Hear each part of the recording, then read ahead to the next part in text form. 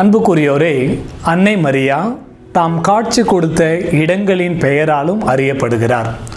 உதாரணமாக, அன்னை தம்மை ஆரோக்கிய தாயாக வேளாங்கண்ணியிலே வெளிப்படுத்தியதால் வேளாங்கண்ணி அன்னை என்று நாம் அழைக்கின்றோம்.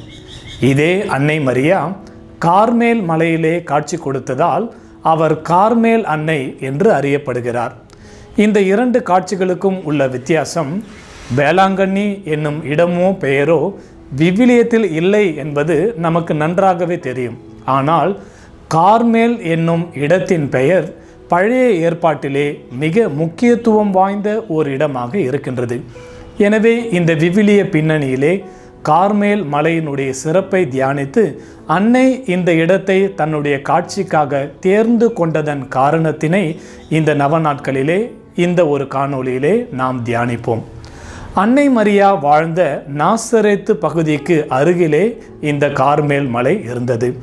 தொடக்கத்திலிருந்தே இந்த மலை கடவுளினுடைய மலையாக, புனித மலையாக பார்க்கப்பட்டது, போற்றப்பட்டது.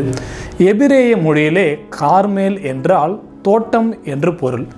இதனுடைய அழகை எசாயா இறைவாக்கினர் 32வது அதிகாரம் 2வது வசனத்திலே, ஒவ்வொருவரும் காற்றின் மறைவிடமாகவும் புயலின் புகலிடமாகவும் வறண்ட நிலத்திலே நீரோடை போலவும் காய்ந்த மண்ணிலே பெரும் குன்றின் நிழல் போலவும் இருப்பர் என்று குறிப்பிடுகின்றார்.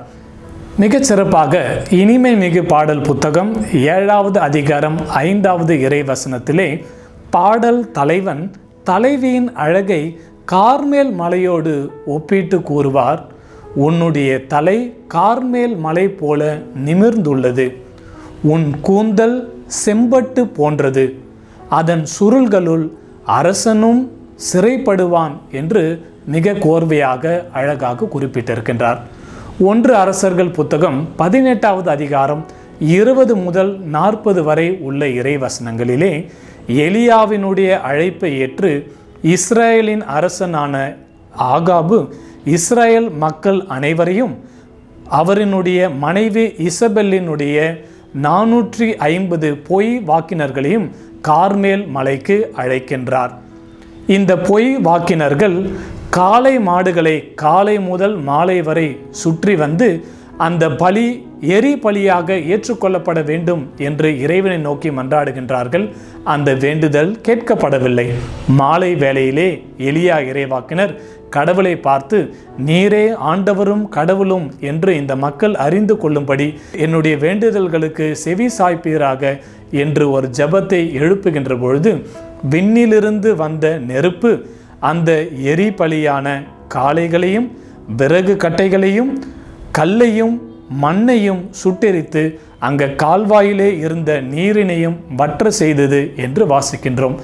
இந்த ஒரு செயல் முடிந்த பிறகு கார்மேல் மலையின் உச்சிக்கு சென்று சேருகின்ற எலியா இறைவாக்கினர் மழை வருகிறதா என்று பார்க்கும்படி தன் பணியாளருக்கு கட்டளையிட, ஒவ்வொரு முறையும் திரும்பி வருகின்ற அந்த ஒரு பணியாளர் 7வது முறையாக திரும்பி வரும்பொழுது வெகு தொலைவிலே உள்ளங்கை அளவுக்கு கடலிலிருந்து ஒரு மேகம் புறப்படுகிறது என்று கூறினார்.